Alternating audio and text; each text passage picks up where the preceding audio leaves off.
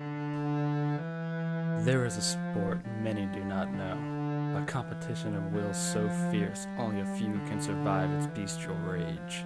It's a high-stakes, brutal sport where 30 men battle for the right to be called the best and have their names etched forever in history on the silver controller. This is the world of video hockey.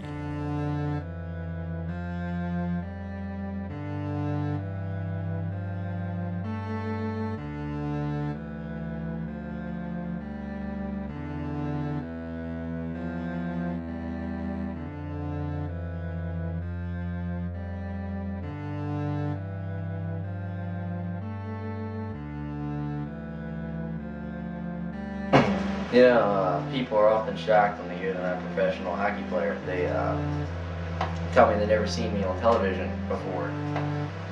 Is it my fault they're not watching the right channels? What? I'm not on ESPN, I'm not on Fox, I'm not on NBC or any of those, mainstream channels. I think a lot of those, professional athletes and commentators would prefer that I didn't exist, but, I do.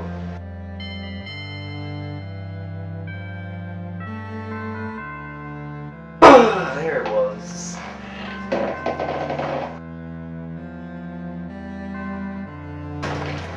Keep an eye on him, ref. Keep an eye on him. Chuck Lambert was the youngest champion ever in the minor leagues at age 14. Quickly rising to the VHL, he made his mark in his first year when he made the playoffs. It's always pretty hard when you first come to the league, especially when you're as young as I was when I first came in. There's always a lot of hype and talk of potential that you have to live up to. And it got pretty complicated and difficult to stay focused at times and not let the media, buzz go to my head. But staying focused is just what Chuck did. Shocking players more than twice his own age, Chuck made playoffs and found himself locked in the 4th position with home ice advantage.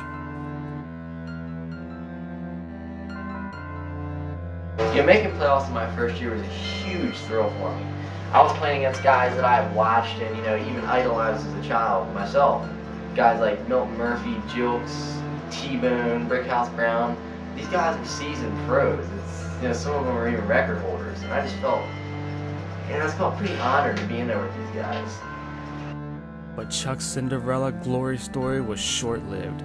Julio swept Chuck in the first round, recording an amazing 2 shutouts in the 4-game series.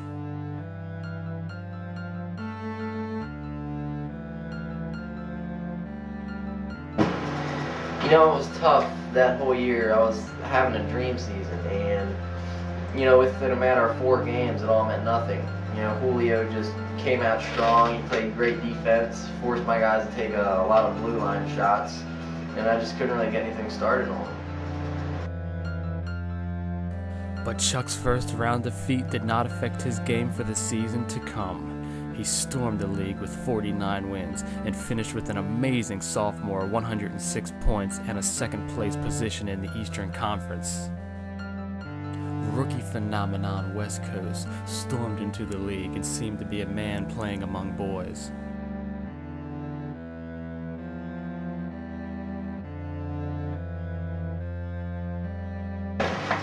I don't really even remember all that happened that year. I was having such a dream season that every game just seemed to blur right into the next one. What can I say? I was hot.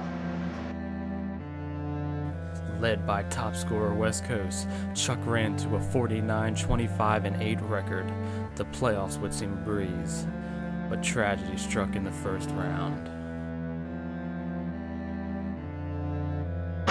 When Wes got hurt, I could just feel my heart drop. It was a cheap hit, and even though I got a power play from it, it ruined my whole year. But even without the miraculous heroics of West Coast, Chuck was able to take the first round in 5 games. But the second round proved too much. Chuck was eliminated in a dramatic Game 7 that went 3 overtimes.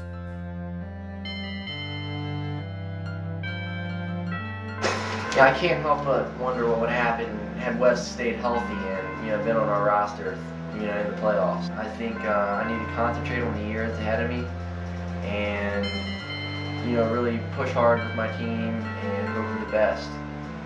And now, with West Coast healthy once more, Chuck is setting his sights on this year's prize.